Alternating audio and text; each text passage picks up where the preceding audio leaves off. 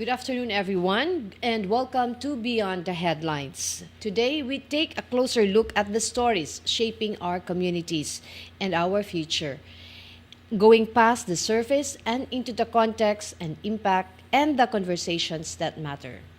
And in every episode, we move past what's trending and examine what the headlines truly mean to everyday Filipinos. I'm Mildred Galarpe. And I'm DJ Moises.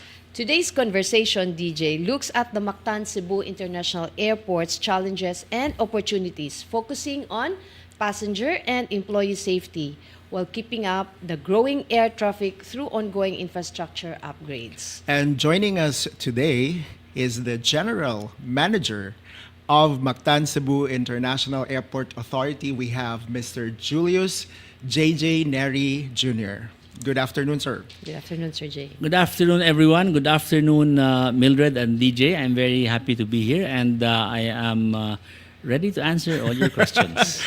So, to maybe to the airport personnel and to the rest of the world outside SunStar, Julius gina siya, but to us, Sir Jayjay gina siya. Because before joining the airport, he was our president. Yes. He was with, nisugod gid na siya diri sa siya ang naggunit sa among sales and marketing. So kabaw gid na siya sa tanang lihok din ni SunStar DJ. Di ka kailada na niya. so given that interesting information, did you already foresee that one day you will be working in an airport?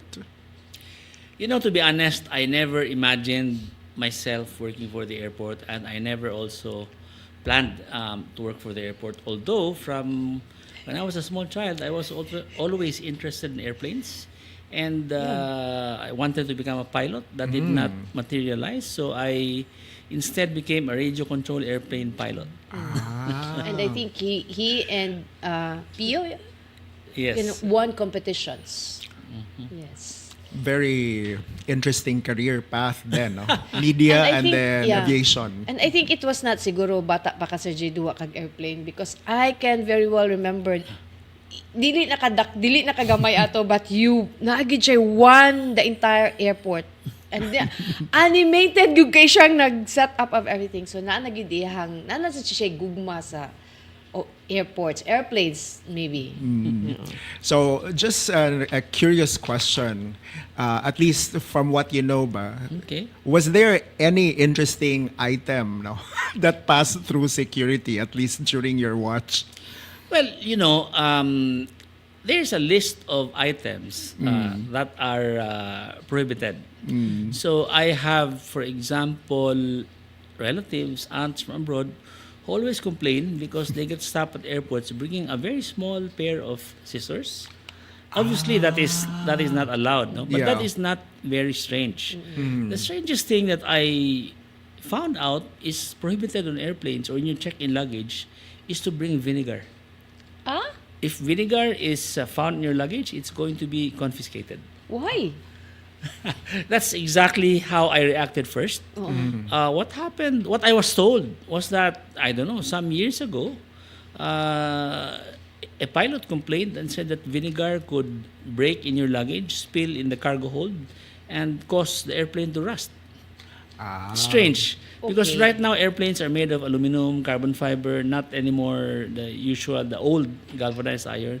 So I think that rule is Kind Ready for obsolete. upgrade. Yes, I'm not sure. It may already have been upgraded because there is a new But, list. I mean, kinsa mo say magda og vinegar, but with that question, I can remember my mom na nilarga og padung sa Cebu Tacloban nagda og suka gikan sa Leyte kay lami kuno ang suka dito juice. I know of one brand, but I just decided not to say. No? But weird. Vinegar, correct. of all Yeah. things, You vinegar. will be surprised what Filipinos bring. Yeah.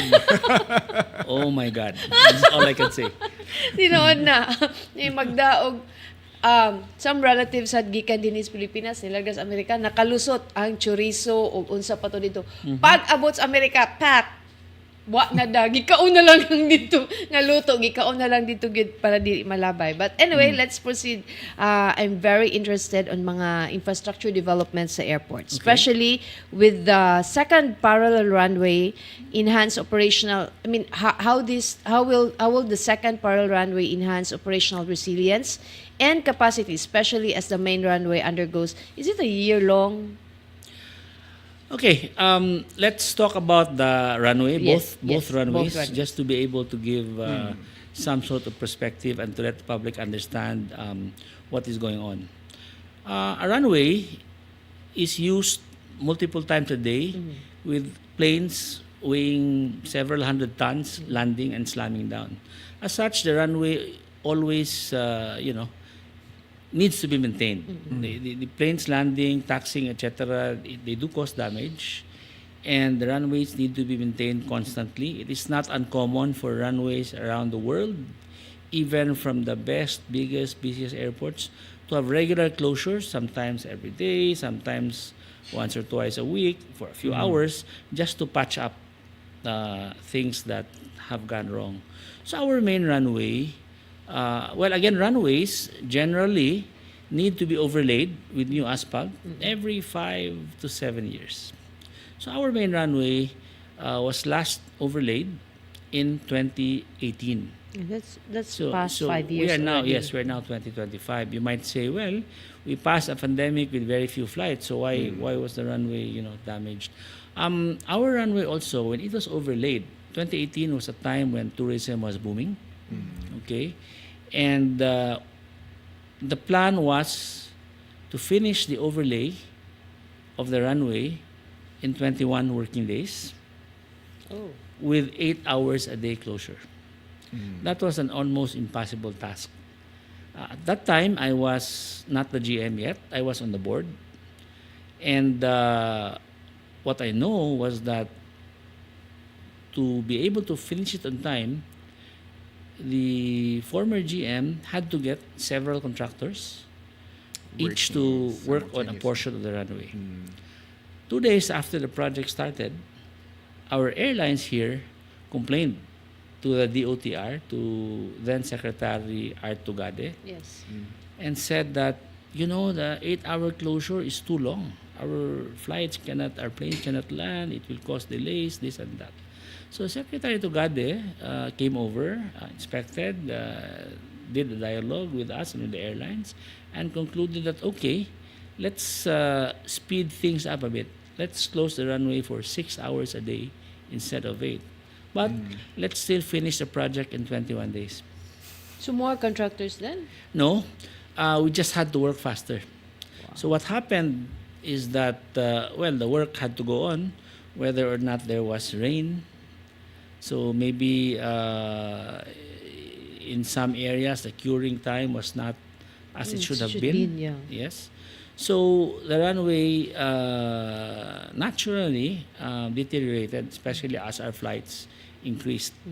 So for the past couple of years, we have been closing every day for an hour or two to patch up everything that was destroyed or needed to be repaired. We made sure that the operations will not suffer. Luckily, also, starting 2018, I believe, we decided to build a parallel runway. Yeah. The biggest constraint of our parallel runway is space. Our parallel runway is not far enough from the main For runway the main runway. to be used simultaneously. So we will not be able to have 2 landings at the same time or 2 takeoffs at the same time. Having said that, to be able to increase efficiency, we can now use 1 runway for takeoff, 1 runway for landing. So what will it do? It's going to shorten the time that the runway cannot be used while the plane is still getting out or moving in. So it will increase our capacity still. It will not double, but it will go up by 20-25%. Now, also right now, just to let everyone know, we are very far from capacity. We are near capacity only for certain peak hours, and this is late in the evening. This is for Early in the international morning. Well, it's mostly caused by international flights, flights. but all flights use the same runway. Oh, yeah. International, So, no domestic, mistake. and general aviation. So we have a lot of capacity left. So the second runway is not needed right now in terms of capacity. Having said that, it is necessary so that we can properly rehabilitate and repair our main runway. Our main runway was built in the 50s Yeah. by the Americans as part of the airbase.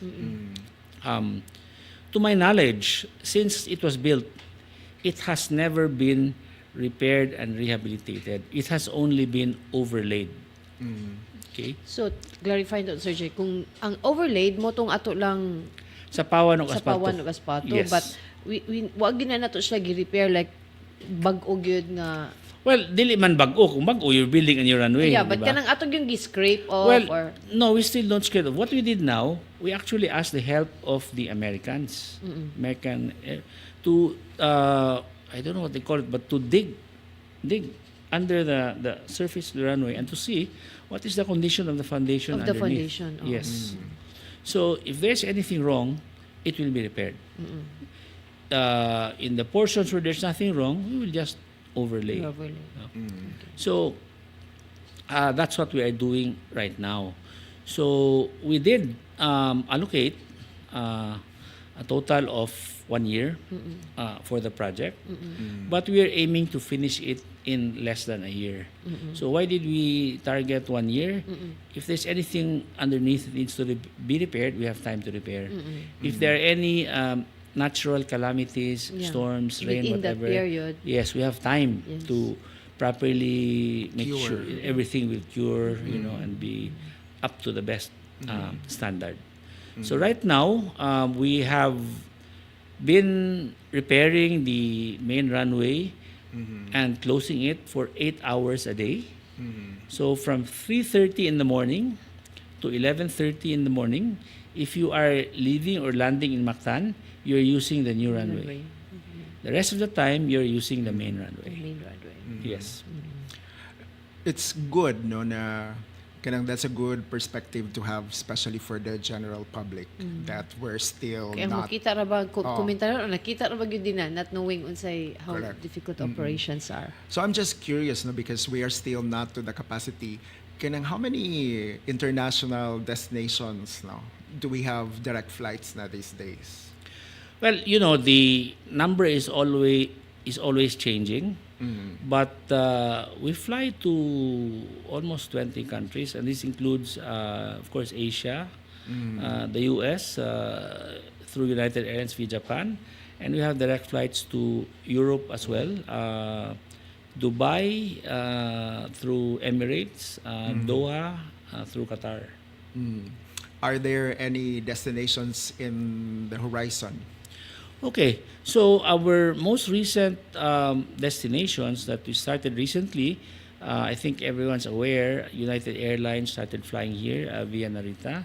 And we are also now flying to Vietnam, I think, Ho Chi Minh naman siguro. Yeah, okay. Yes. And there are two destinations on the horizon, which will start within the year. We will soon have direct flights to Kuala Lumpur. Oh, great. This is planned to start in, I think, mid-late October if there are no other hitches with all of the approvals that are necessary. And we're also looking at a flight, a direct flight to Brisbane via Jetstar, no? Jetstar Australia. I get questions nga, Jetstar, di ba ang Jetstar nanirado man? Jetstar is the budget airline of Qantas, okay? Oh, yeah. And Jetstar has an affiliate called Jetstar Asia. I think Jetstar Asia is the one that stopped operations.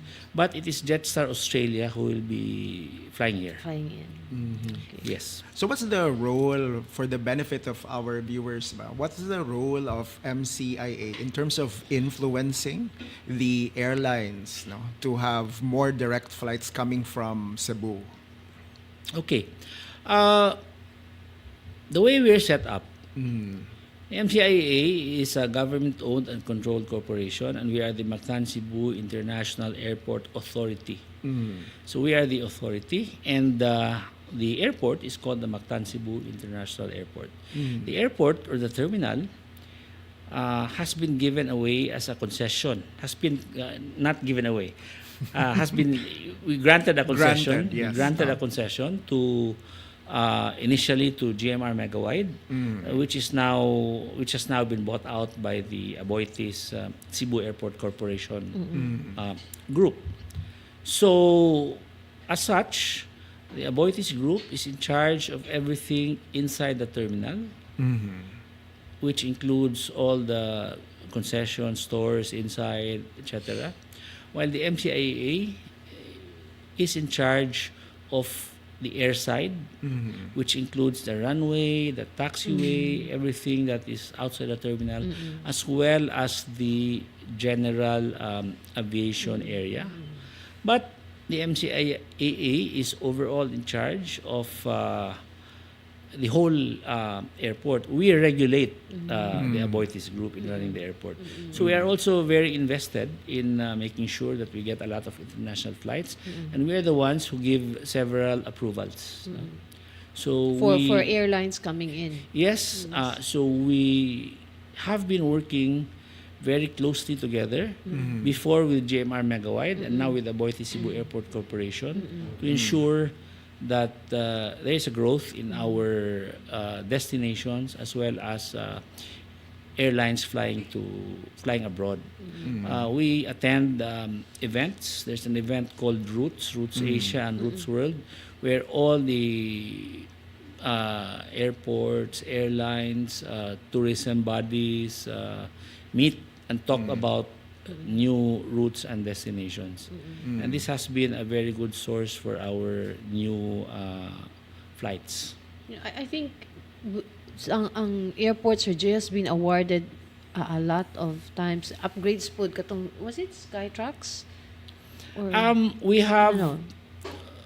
had several awards. No, I cannot remember all of them, but I will say that for Skytrax, our terminal was, I think, the international terminal T2 was given a level 4, no, which is the second highest, no, next to level 5, and we are the only terminal in the Philippines I'm aware of That in we that give level. Wow.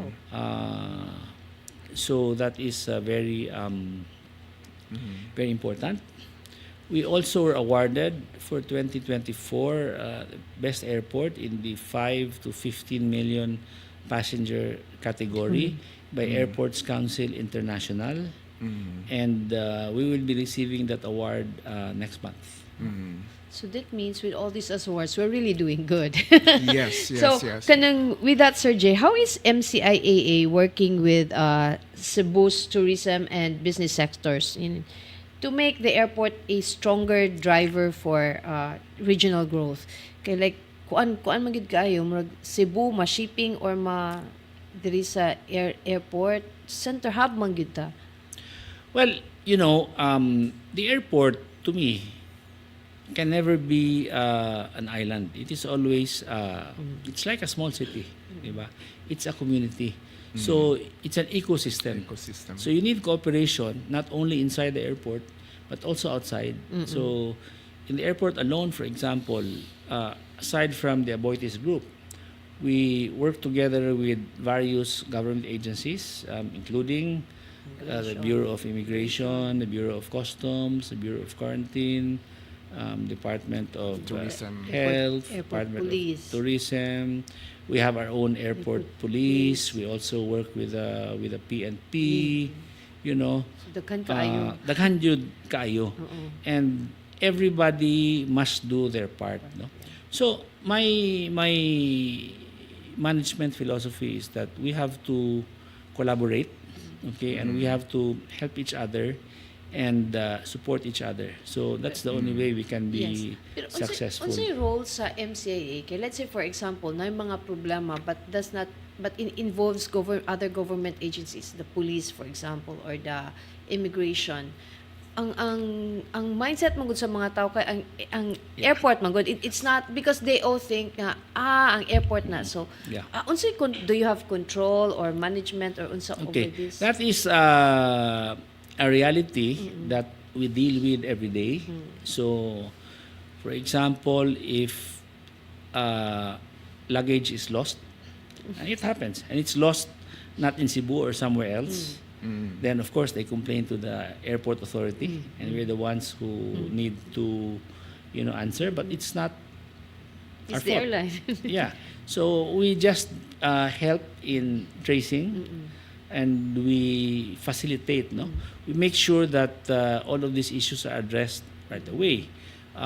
When we lack immigration officers, for example, again, it comes to us. Yes, kay When mo there are crowded airline cost taas naman sa delays. king linya, Yeah, so it's part of the job. I mean, we just have to make the best of it we can and communicate properly to the passengers.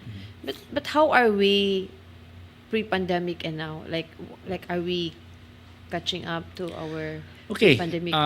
our highest passenger volume was in 2019 when we catered to, I believe, 12.6 million passengers. in a year? This is both arrival, departure, and departures. both domestic and Yes. international. As of last year, for the domestic volume, we have now exceeded the 2019 levels. The 2019 was both departure and arrival. Yes. So domestic lang, we are already way over. Maybe we are 110% or whatever. No? I don't know the latest figure, but for sure much more. For international, sadly, we have not reached that level yet. And the main reason we haven't reached that level is because of the absence or the lack of flights to China.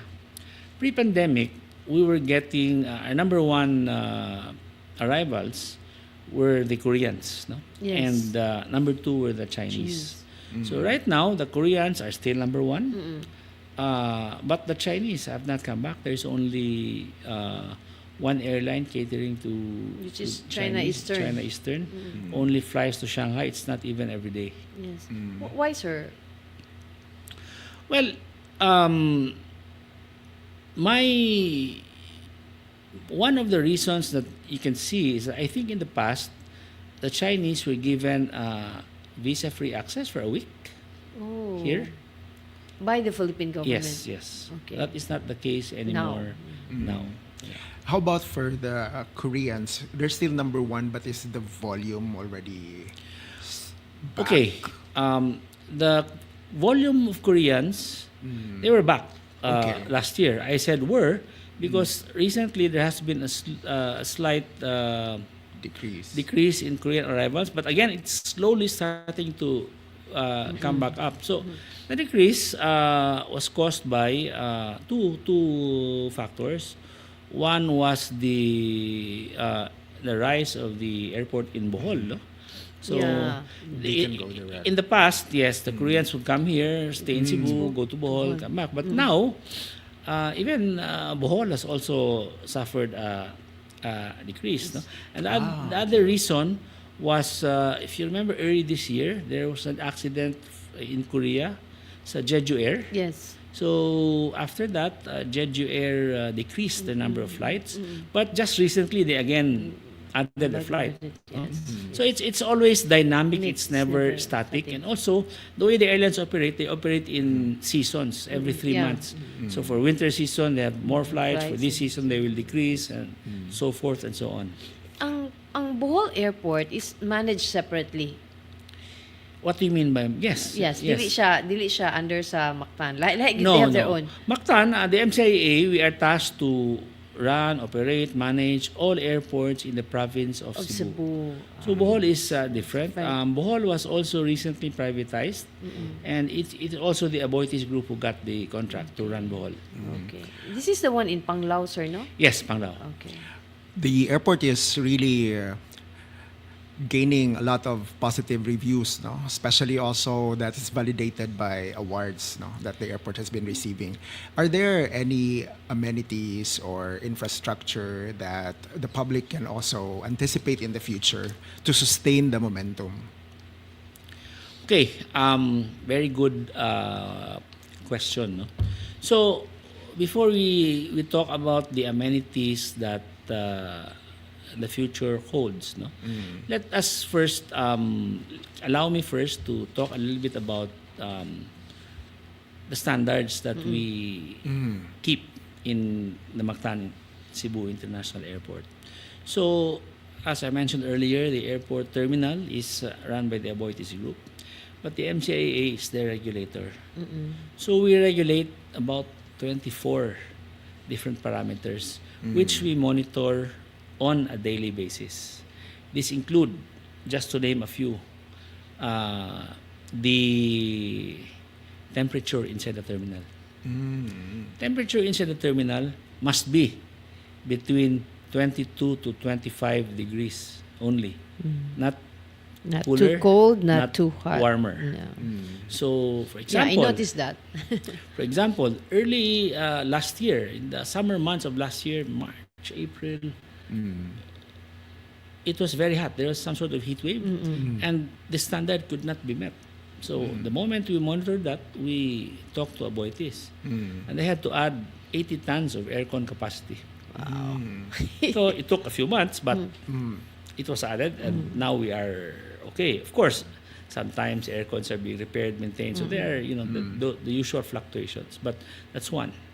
Another thing we monitor is how soon your luggage gets from the plane to the Carousel. carousel.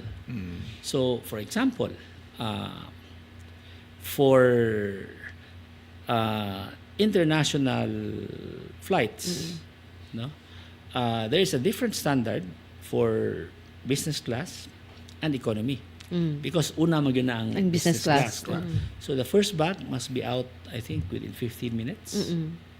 But that's the first. That's the first. The first is not always the most important.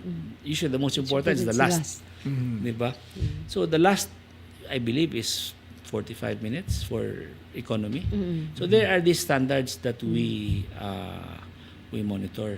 We monitor how long the queues are check-in, how long the queues are for immigration, for security, among all of these other things. Yeah. I think kinalang gyud ta og mo monitor ana kanang kay ugwa asa man ka mo reklamo, Yeah. di ba? So we get a report every month, which we discuss in our board meeting. So these are the parameters. We do not discuss much because daghan man kayo. Yes. Those that are in standard. Doon na gani palpak, then we have to talk about it. Pero so far, sir, kumusta man sad ang pag-meet sa standards sa The standards are very well met generally.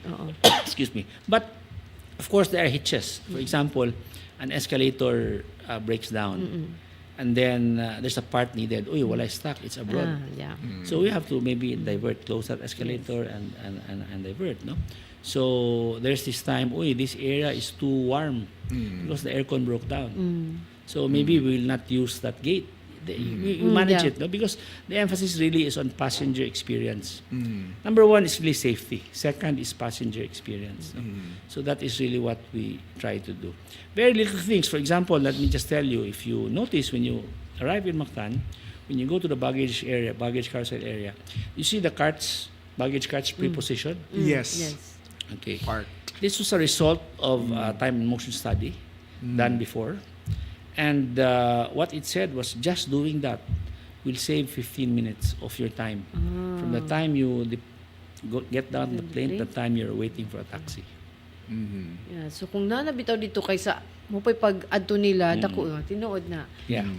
Wala na sa taka-receive or naka-notice og complaints of mishandling of luggages kana bang itsa before grabe gid kay to. Well, let me share something with you. It just happened to my wife the other day. Si Ma'am Two Lutlo. bags ang usa naguba yun, ang usa na nalumping. I will not mention the airline. But it happens. No? The way this happened, we are pretty sure that it happened from our port of departure, not in Mactan. No? So, what many people don't know, but what some people don't know, it's very important. No, if you go to our carousel area, you will see TVs, and you will see your bag being offloaded from the From the airline. yeah, but the airline Airline. from the huge Yeah. train to the carousel. So you will see if your bag is thrown or not. No? And that's something that we also review. With the allegations, we review that. Are there any also kanang sustainability initiatives? No? Yes, we have also been recognized for our sustainability initiatives and the reduction of our carbon footprint. Yeah. There is a goal to have net zero carbon footprint by 2050, I believe. This is a goal from for all airports, no? And we are committed towards doing that. In fact, let me share with you that very recently, I wrote the DBM asking for guidance whether or not it is okay for us to purchase green vehicles for the authority.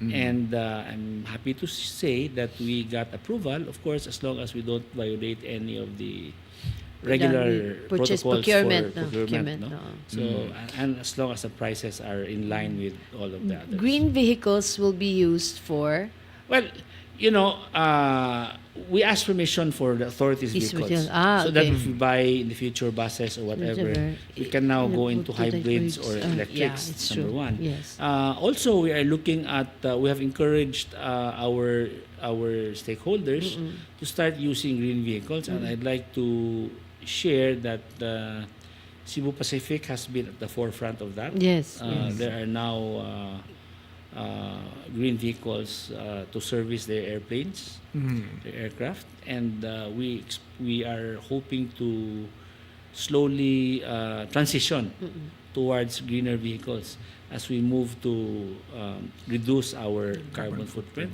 Of course, we're looking also more into solar panels. We do have, the terminal does have some solar panels. For the MCIAA office, we are looking into it. We're working with MECO, and hopefully that will all bear fruit soon. What about waste management, sir? Yes, waste management is something that we are also looking at. We have an STP, yeah, in the airport, and it is something that is also being looked at because it will need to grow and improve along with the growth of the airport. As the terminals expand, as we have more passengers, there's going to be more waste. So of course, they must be properly either disposed of or better yet, recycled. Sir, kinumdum ko, there was that katong mobile x-ray nga wala nagamit. Whatever happened to that? That mobile X-ray is there. Yes. Okay, it is being used. It was procured before. No, I assumed as As GM. GM. Yes, it is. This mobile X-ray is not used to monitor passengers. Okay. It is used to monitor vehicles. Okay. So when vehicles come in the airport, they're monitored. You know what you may not notice, no? You Yes. look on the way to the airport. There's a portion where there are what we call bollards that are embedded in the ground. Okay. And if there's a threat, these bollards can suddenly go up, so that nobody can go in the airport. This one is going to the road going to the airport. Yes, Okay. yes, you will see it on the Yeah, ground. yeah. If you see there's a shed where there's a guard. Yeah. It's right after that. Oh, okay. Kanang naay murag hump Oh, after. murag graph Yes, ko, yes. na siya, no? So it has to work in tandem along with the canines. Oh. It's not one or the other. It's really a combination of different security measures. Was there any memorable feedback, no, that the airport received coming from first-time international visitors? Naging feedback, sir. Unsa may imong mahinumduman nga murag Memorable gid. Well, you know, to be very honest, it's very hard to say which is the most memorable. I can just tell Mention a you few. what is the most recent. No, there was a medical mission here with doctors and nurses coming from Australia. In fact, they're still here now. They arrived, I think, late last week, and they arrived, I think, at 3 a.m. And they were very pleasantly surprised when they arrived. They were expecting a gloomy airport, but there were people there to assist them and to welcome them, and they were very, very thankful. And of course, we said, it's the least we can do because you're also helping. They were operating on kanang ganit. So, Di na bitaw kanang nakasuway man gyud kog mga kadlawon nga flights, di man ka maka-identify nga walay tao sa airport kay Correct. murag mo may pinakadagan katong last na ko nga flight. Daghan jud kay ko asa man ni sila gikan. So mura siya with the volume of passengers ba makaingon gyud ka basig ni balik na gyud ta after the pandemic. People are really traveling na. The other thing also there that I noticed is the shops are open. Kana pod. Naglinya. Correct. Naglinya. what we make sure of compared to other airports, Correct. not just the Philippines, even abroad, that when you are taking a dawn flight and you are in the terminal, there are open food outlets. Correct. For Yeah, sure. Cannot Maybe have not all are open, but there are some which are required to Yes. operate 24/7. Tinuod gyud na. Di lang ko mention unsa nga pagkaunan pero mao gid akong giadto first kay gigutom na ko. But we have limited time na so nakoy kuan lang Sir Jay like in 2030 maybe 5 years from now where do you see MCIA position in Southeast Asia's aviation map and what milestones will get you there? Well, in the Philippines, okay, if you talk about business travel, NAIA will be number one. Okay. Dako man sad sila Sir Jay. Yes, bigger is in the capital city. So there's no No question about competition. that. Yeah. That is how it is going to be. But we would like to position Mactan-Cebu International Airport as the tourism hub of the country. So with Cebu being located in the center, we are within a 1-hour flight from 90% of all our tourist destinations. So what we are doing right now is we are enhancing connectivity between I to D, international to domestic, and vice versa, D to D, domestic to domestic.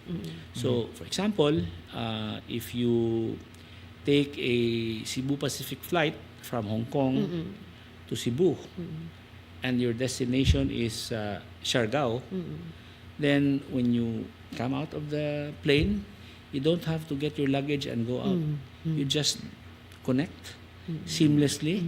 You will pass customs, immigration, security within the terminal. Your luggage is loaded directly to your flight to Siargao, and you board your plane to Siargao. That's very helpful kay kanang yung pagkuha-kuha sa imong luggage mulinya na sad ka. Yes. So we have started this. We launched this last year. This is the idea of ACAC. But it took a lot of work to get this done because we have to coordinate with all the other government agencies. No? So it started already. It is just a bit limiting because right now it is only possible if you travel with the same airline. Yeah. So PAL or Cebu Pacific. So the next challenge, and this is what I told them when we launched it, is to try to get it done between different airlines. This This is a much bigger challenge and more complex because even other countries it's not easy to But do this that. will be going to be a really big relief for the passengers. It will be. It is already now, in fact. No? Yes. But it's just a bit limited. Pwede siya sa domestic to domestic. So for example, if there are no more flights from Manila to Siargao because the flights are now from Clark, example lang, then you can fly to Cebu instead of drive to Drive to Clark Clark. and then go to Siargao. and connect seamlessly. So it really depends, you know. Ang sako asa ra gyud ang pinakabarato nga plate. Mora gyud. Di ba? So there you have it. Kana siya nga kanang milestone, something to look forward in the next 5 years. But what about another terminal? Okay. When the concession was given originally to GMR Megawide in 2014, they were asked to submit projections, Okay. and we looked at terminal capacity and when another terminal would be needed. Sadly, we passed COVID. Ayun. So all those projections were thrown out the window. And we are now making And new new projections. ones, So the Aboitiz Cebu Airport Corporation are in the process of developing their master plan, including projecting when we would need a new terminal. And the MCIAA, we are also doing our own master plan, which we will now synchronize with the Aboitiz. Aboitiz master plan.